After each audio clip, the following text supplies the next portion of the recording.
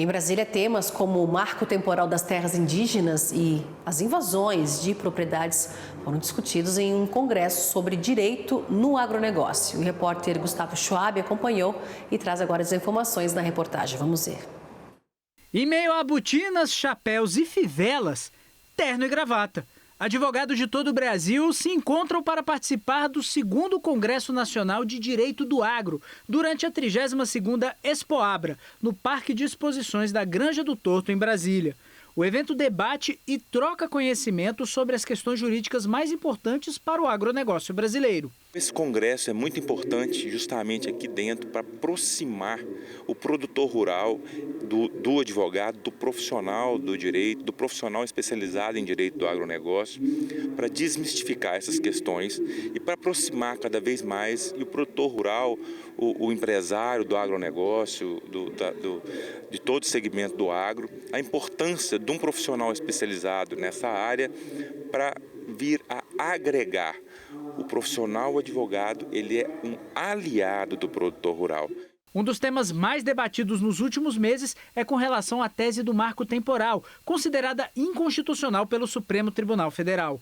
Aprovada depois pelo Congresso Nacional, a lei que reconhece o direito a terras indígenas ocupadas pelos povos originários a partir de 1988 enfrenta uma insegurança jurídica.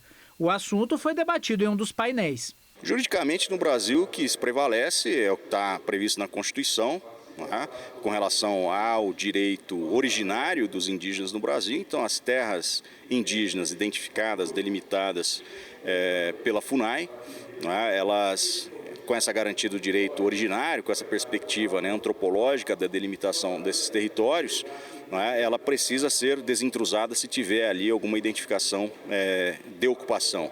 A discussão que se estabelece nesse momento, não só sobre o marco temporal, mas como conciliar e pacificar essas questões, porque elas são conflituosas na origem, ou seja, na própria Constituição, você tem o direito originário, mas também tem a previsão lá de direitos, os direitos de propriedade. Outro ponto sensível para os produtores rurais são as invasões de terra. Nos 2 últimos anos, segundo a Confederação de Agricultura e Pecuária do Brasil, foram registradas mais de 130 invasões a propriedades privadas em todo o país. Enquanto os projetos que criminalizam a prática e instituem penas administrativas mais duras não avançam no Congresso Nacional, advogados encontram dificuldades para conseguir ações de reintegração de posse.